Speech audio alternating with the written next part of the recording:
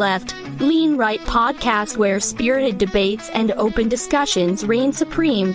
Join hosts Rudy and Shemaiah as they fearlessly tackle the most pressing topics in politics and beyond, seeking common ground without sacrificing their passionate perspectives. Hey, yo, what's up, man? It is Shemaiah and Rudy in the house. First and foremost, I want to say thank you to everybody who is definitely rocking with this new podcast with us. It's going to be an amazing ride. And first and foremost, man, Rudy, how was your weekend, man? It depends if I win on my fantasy football. I'll be able to tell you. But right now, it's not looking very good. Man, I mean, last week when we talked about the sovereign citizen, my God, that was hilarious. And you sent me a couple of videos that we're going to be playing shortly. And before we do that, man, let's tell people where they can watch Sweep the League, man. How can people watch your sports show? Yeah, for Sweep the League, just go to YouTube, search at Sweep the League TV, be a subscriber. We're at over 622, I believe, subscribers right now, which pretty amazing. In under 6 months, that's really, really good. So continue the support for Sweep the League, because once you support Sweep the League, you support all the other shows on our network. So yeah, be sure to be a supporter. So, man, we have this first video I'm going to play right now. It is part 2 of the whole conversation of sovereign citizen. It's a guy that got stopped by a cop. Mm-hmm. So I want you guys are watching kind of save a reaction for this after this. So let's run that. Don't even see anything. I'm a traveler, not a driver. I understand you're not a traveler, but I'm talking to the female driver. She's a traveler too. She doesn't need any identification. License. If the state converts a liberty into a privilege, the citizen can engage with the right with impunity. Driver license is a privilege. Okay, I still need to see the driver. No. I go drug traffic infraction. No, you don't. It's pulling us over, and we don't have a crime. You don't have a corpus delicti. You didn't kill anybody. So you're out of your jurisdiction, and you're finna lose your job. Do you have an ID? I don't need an ID. I'm a traveler. We're free beings. We're travelers, and you're harassing us right now. You're not upholding your job. You are not upholding the Constitution right now. Please. Pray, because he's not going to understand what we're saying. Right now. Father, we're praying to you right now. Close this. We come to you right now, Father. Somebody just add. Almighty in heaven, we're coming to you right now to get this demon to flee from our car right now. Get him, Father.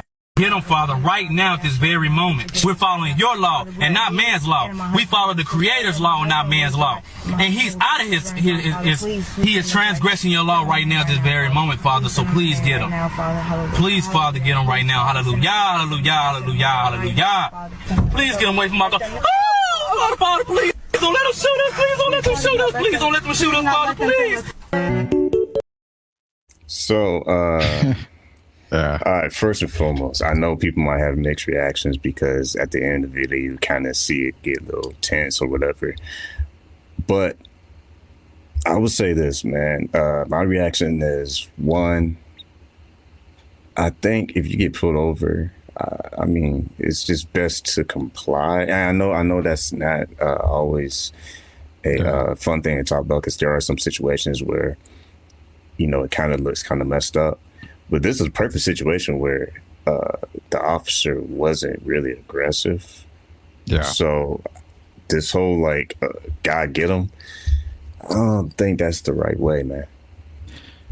Well, you know, I understand when there's good cops, there's bad cops. I know that for a fact. I mean, you're going to probably run into a lot more good cops than you are bad cops. Again, my opinion on that. But the thing, too, is the fact that the cop wasn't escalating the situation. He asked what everybody is asked. And that's the reason why we talk about sovereign citizens sometimes, because, you know, you're driving. I don't know what other thing you can call it when you're behind the wheel of a car. But they say, well, no, we're traveling. You know, we're travelers.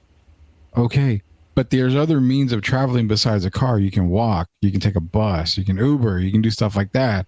But if you're literally behind the wheel, you're driving. So when he asked for a driver's license, you don't need one. That's kind of, that's a red flag. Well, I don't need a driver's license. Okay. People don't understand too, is that, again, I'm the political idiot, Rudy Campos, as you can tell. I don't know a whole lot about politics, but people understand too the fact that, Shemaiah, if you don't have a license and you're, hey, I don't have a license, I'm sorry, it's suspended. Yeah. Majority of the time, if I'm not mistaken, you kind of just get a ticket. and they say, you know, unless you're like suspended for 5 years and you know all this other, but I mean, they usually give you a ticket and they're pretty cool about it. It's like, you know what, go get your license, go to court, pay the fine. Yeah. Okay, we understand. The worst they can do is say, we're not going to let you drive right now. When we come get somebody to pick up the car, yada, yada. But it's stuff like this, a sovereign citizen, you know, and then what got me was he was praying to God and he closed the sunroof. Why do you want to close the sunroof for, man? I mean, you want God to be able to hear you, you know, a little bit more. You're not allowing him to hear you more. But yeah, the sovereign thing, man, it's just getting kind of out of hand for me. I mean, a couple things when he was saying, God get him, and then he was calling the cop a demon. Yeah. First and foremost, disclaimer. I know there are situations out there where it kind of makes you question, okay, are they being more aggressive? It's just way too much. This was a perfect example that all he had to really do was like answer questions. It wasn't like the guy was banging on his window. Like we've seen some videos out there where it's kind of like, whoa, that's a bit much. But this is a perfect example of, I think at the very end got kind of tense, but maybe that was because the officer was tired. Like he was like, okay, enough. Like we're gonna have to make this happen. Now, disclaimer again, I got real fast, I'll let you have it. I'm not saying that was like the right thing to do, but you know, like who started it? I mean, who's making it worse?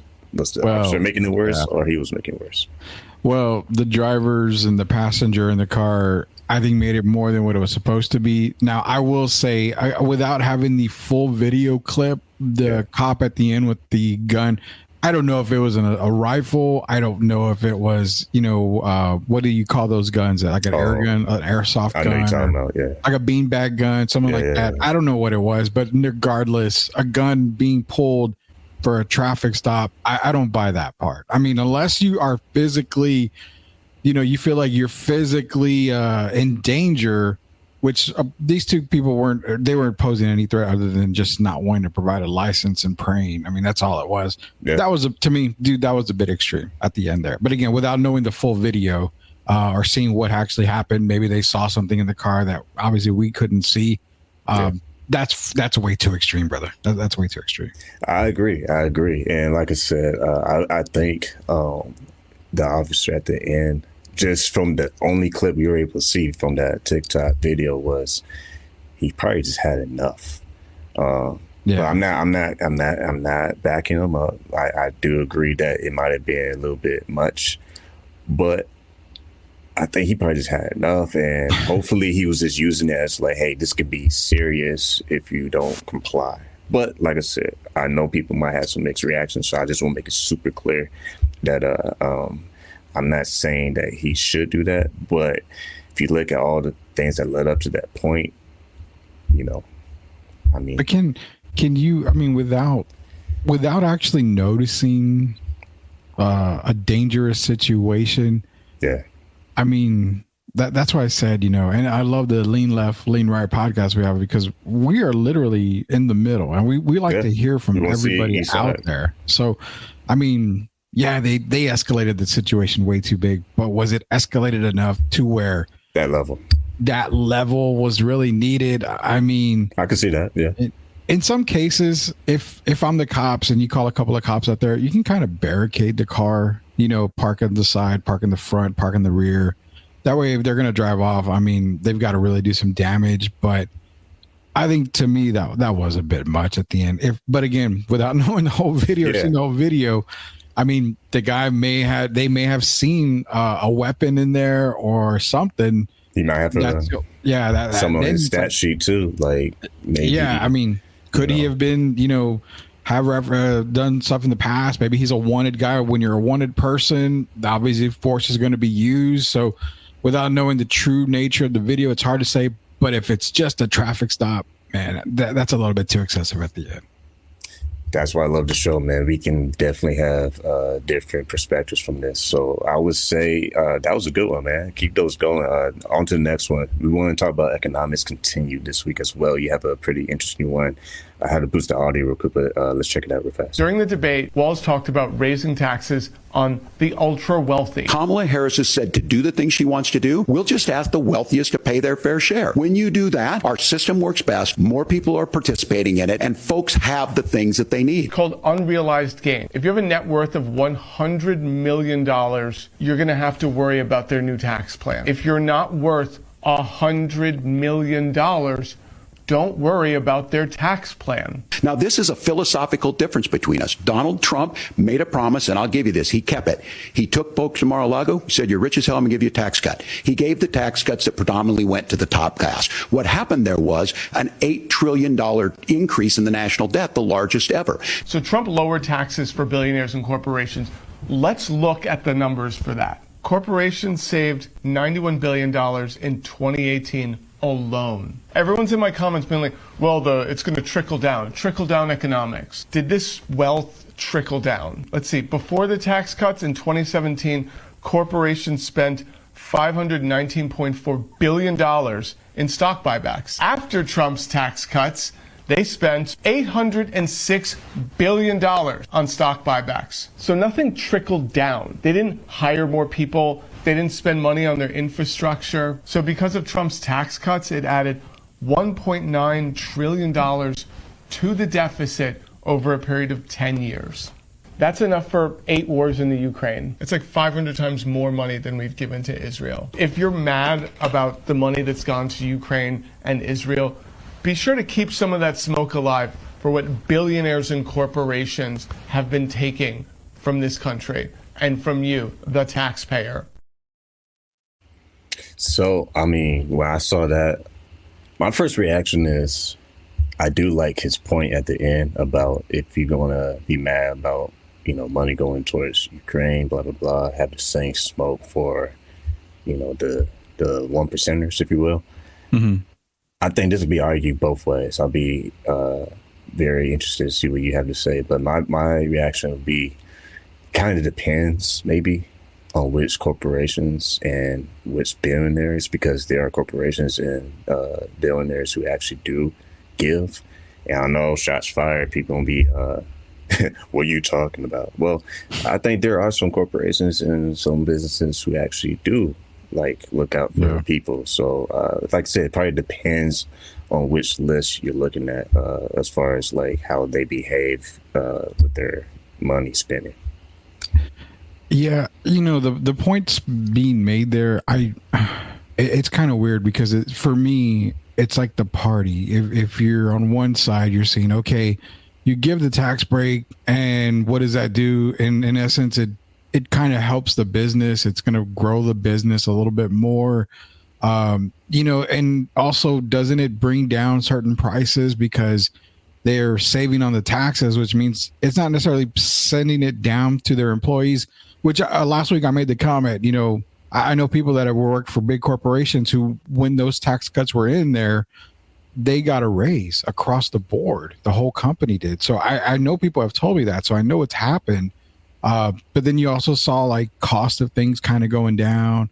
The economy was a little bit better because you could afford stuff. And then it goes to the question, Shemaiah, what is a good economy? Is it where we're able to afford stuff, or when we're not able to afford stuff? Because we're always told the economy's great. The economy's great.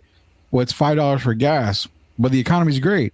Okay, well, it's $2.25 for gas. The economy's great. The economy's great. I don't ever know what to buy. So on his point as well, if you tax the billionaires and, all this other stuff and the big corporations, it doesn't make sense to do that because it adds to, the deficit. Personally, again, without knowing anything about politics, I think keeping the money in our country lowers our debt deficit, I guess. But, he brings up, well, you can fund 8 wars in Ukraine or something. I never understood the funding of other wars in other countries. That I don't know if it benefits us. I really don't. I mean, it helps in a sense because we make a lot of the weapons and all that stuff. We can sell it to them, but do we really sell it to them? I don't know. But economic wise, man, do we really know when we're in a good economy or not? I love that. I'm gonna put it this way because I know people are like, man, I wonder what he really thinking. Well, this is what I'm really thinking. Just like I said earlier, I think it really depends on what perspective you look from. Because yes, if you look at, let's build an economy that benefits all, right? The middle class. Let's make sure that we do that. Well, disclaimer: I'm not no politician. I'm not no expert on politics. But here's my 2 cents. If you look at the whole argument that corporations, if they can get a break, right, on some tax cuts, whatever, maybe that's passed down to the consumer and prices don't get jacked up. Maybe that's a possible argument. Well, if you're all about, well, let's make it fair for everybody, have the rich people pay their fair share. Okay, I love that idea, but once again, there's probably good and the bad on this side, and then there's probably bad and the good on this side. So maybe there's more ways to take a little bit from that side and a little bit from that other side and have a fair, common, like, minimum, maybe. Like, okay, we're willing to do this or we're willing to do that. And that way, there's responsibility on both sides. Because sometimes people make the arguments and one side has all the responsibility while the other side is like a free ride. And I say that, whoa, somebody's going to be like, what are you trying to say there? I'm just saying, I think responsibility on both sides, right? Yeah. Is important. So. Like, prices going super high. I'm not an expert in economics, but that will hurt middle class, period. That's just common sense. So maybe there's a gradual push and pull that we can use, and some of these smart people who are in politics can create policies that can actually make that a better process. Because I think what you said about is basically like whatever we choose, you're doomed or you're celebrated. And whatever you choose, it doesn't matter. It's like the opposite side is going to point out what they don't like.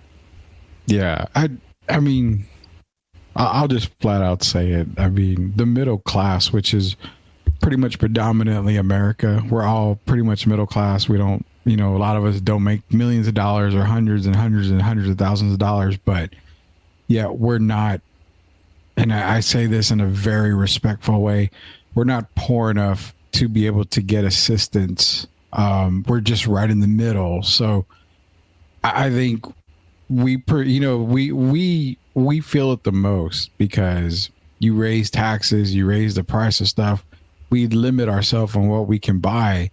And that, honestly, I felt, in my opinion, that I've had more money in my pocket during the Trump, presidency. I had a little more money in my pocket, and then I felt it. Now, if that meant that, the deficit went up and this and that happened, well, okay. I mean, that's okay. But think about it, man. Think about it. We take turns, man. Yeah. I mean, that if you go, well, now I don't have very much in my pocket, well, I have to buy less. But so it's perfect for both of them to argue about it, right? Because now it's a contest. I said it last week. It's literally a contest now. Yeah. It's funny that you said that because I got 2 videos I want to play each week. Is always for balance, one from Harris, TikTok, and one for Trump. And it's economics continues. So let's run through this real fast. Here's Harris first. As someone who's broke a ton of barriers throughout your journey, and your journey is continuing to elevate, what does it mean to you to be the first woman president, but the first Black woman as president? Well, not there yet, knock wood.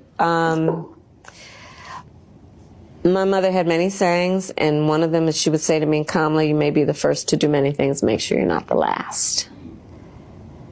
And I take that so very seriously. I've had the good fortune to mentor a lot of people along the way, including to this day. For me, it's about, one, understanding the shoulders I stand on. We talk about a Shirley Chisholm, and then so many people who are alive who have mentored me and held me up.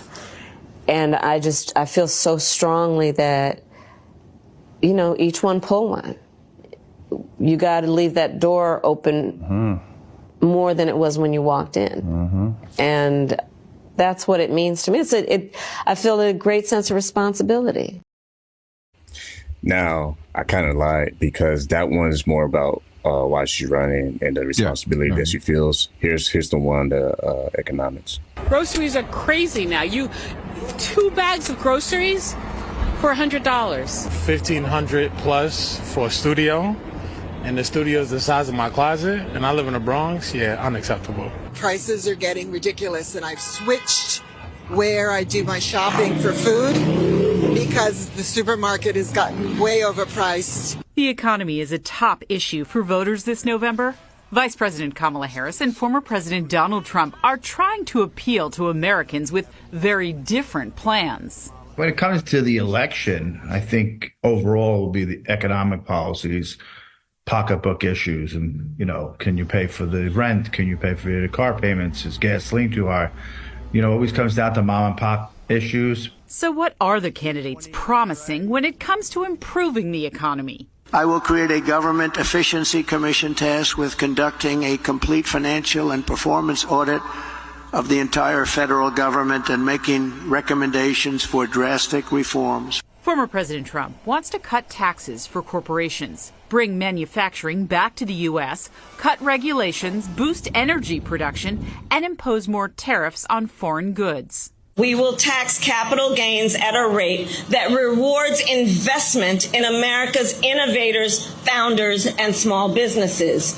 So here's the detail. If you earn $1 million a year or more, the tax rate on your long-term capital gains will be 28% under my plan. Vice President Harris believes big corporations and the wealthy should pay more. She wants to give tax breaks to small businesses and entrepreneurs, including expanding the child tax credit to provide a $6,000 tax cut to families with newborn children. And if elected, she vows to give first-time homebuyers $25,000 toward a down payment. Both candidates have introduced some economic policies that require congressional approval.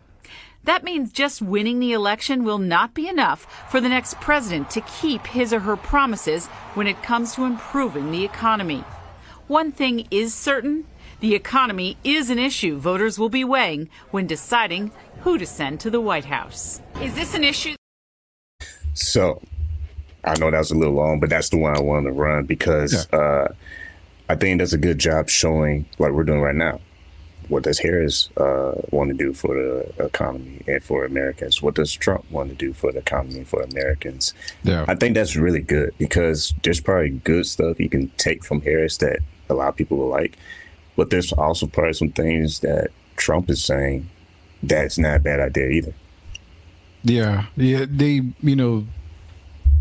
I agree with them on the sense that this election is going to go more towards economy. We felt it. Is there a common ground where, the rich are okay, the middle class are okay, and the poor are okay? I don't know. I mean, and another question I ask is, what do you consider a poor person? I mean, don't make $1 million. Yeah. I mean, I can honestly say, I have family members. No, I have family members that are, they've got a home, they've got a car, they've got income, but they don't have enough income to live sometimes, like to get certain things. So and then they're considered middle class though.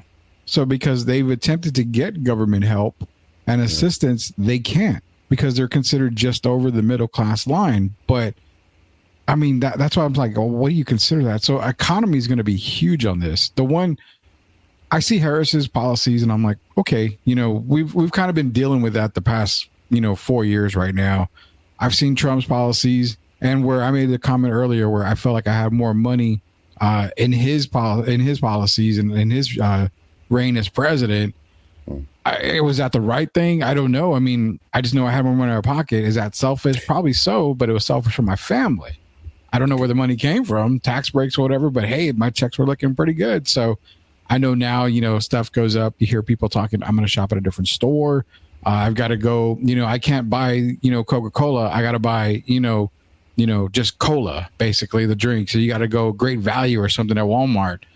I totally understand that. But what I also know is that in life, you have to make certain sacrifices. And if sacrificing a name brand for a lower end brand is something you got to do, I totally get.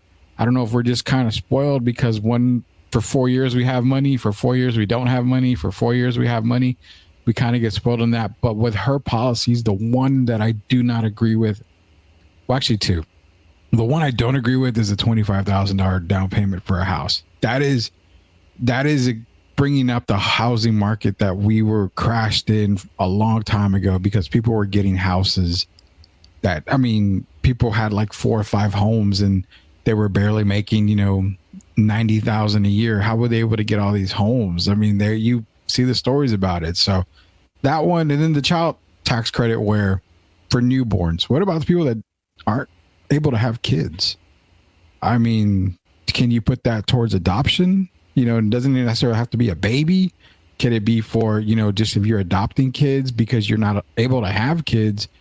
Why not get a bigger tax credit for that? Because you're taking kids off the street and you're helping them, as being a part of a family. So again, I don't know if that's somewhere in the little notes in there somewhere, but those are the two that I took away from it. But economy wise, I mean, 100%, man. This presidential election is going to be based off economy more than anything. Yeah, I would say to answer your question about being right or not, I say it depends on what group of people you're around. Because if you're around certain people, they're going to love it. If you're around other people, they're going to hate it. Mm-hmm. And I think that's the problem with the extreme reaction on whatever you choose. It's like nowadays, if you choose this, all of a sudden, you're the bad guy. Mm-hmm. Whoa, you're the bad guy. And it's like, I want to come from a perspective that there are probably some good things that Harris wants to do that targets the middle class to rise up, right? To have more bang for the buck, maybe. Yeah. But maybe Trump has some things too that are not a actual bad idea. I think there's probably some things you take from his side, some things that you take from her side, and then kind of package it to where it's like, maybe instead of it being absolutes, maybe it's just like we are just having some kind of average middle ground. Like, what is the threshold we want to set to where we might have to kind of take more ideas from this side and then more ideas from that side. And maybe people will not be a fan of me saying that, but I'm trying to keep it neutral. I want y'all to leave your thoughts in the comments. Tell us what you think. But move right along. We'll keep this wrapped up in a few. Let's play a little quick bumper for Sweep the Lead.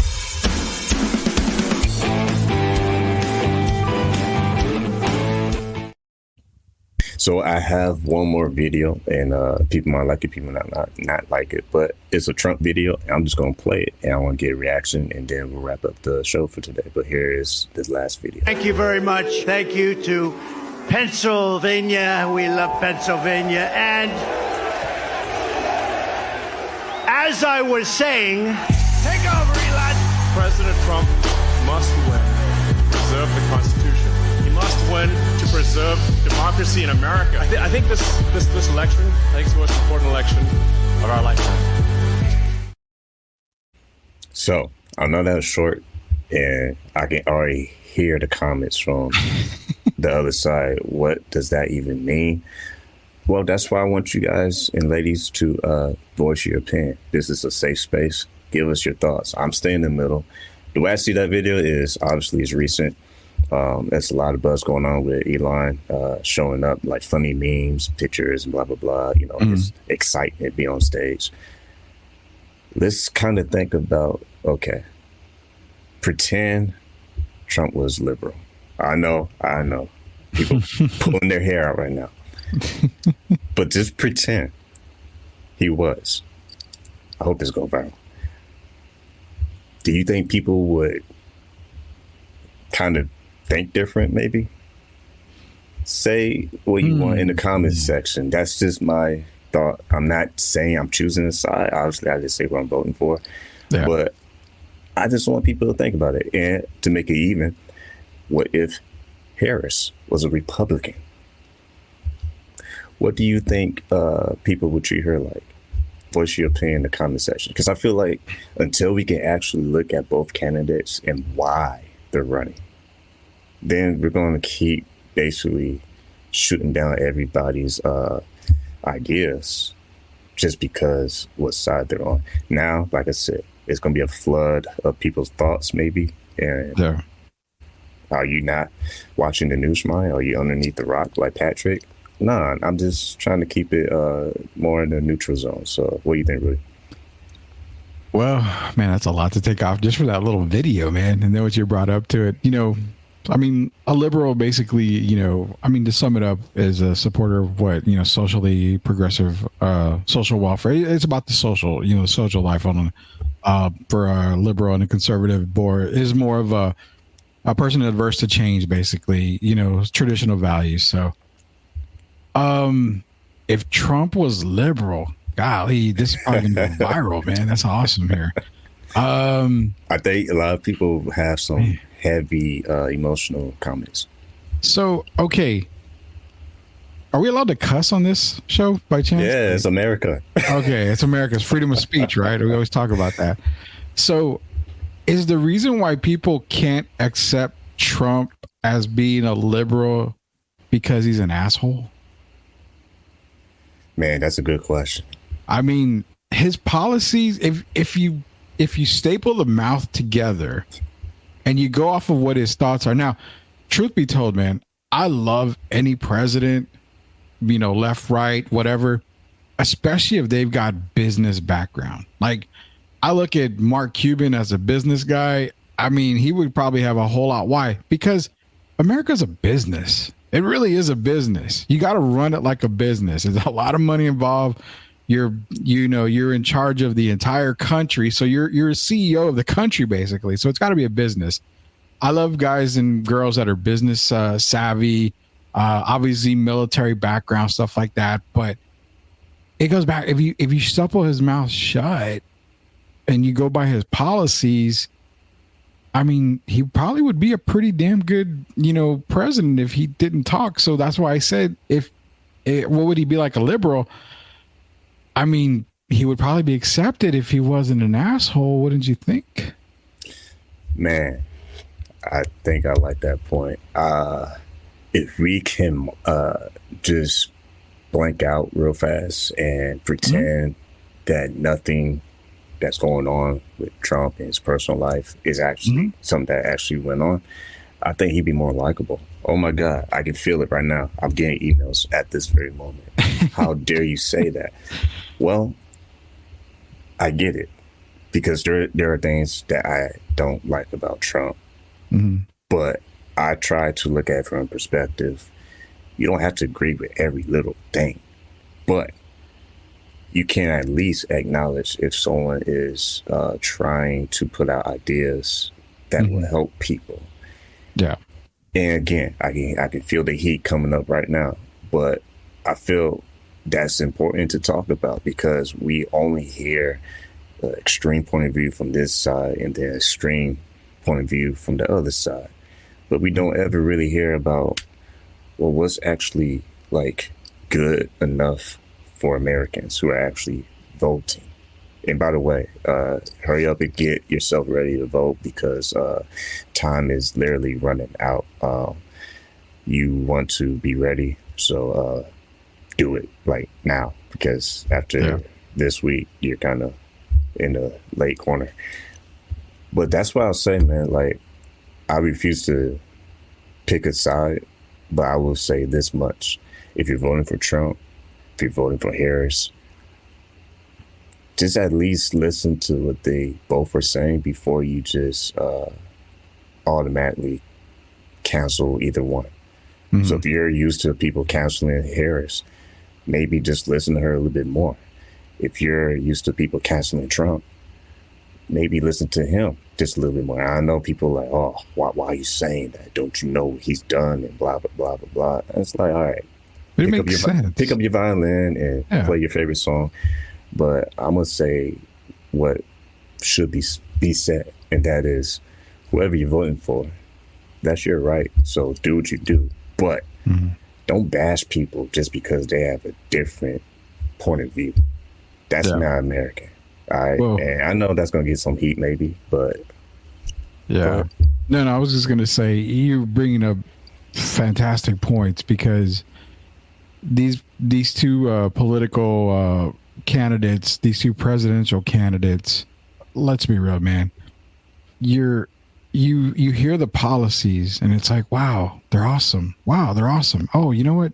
She has good ideas. Yeah, that's right.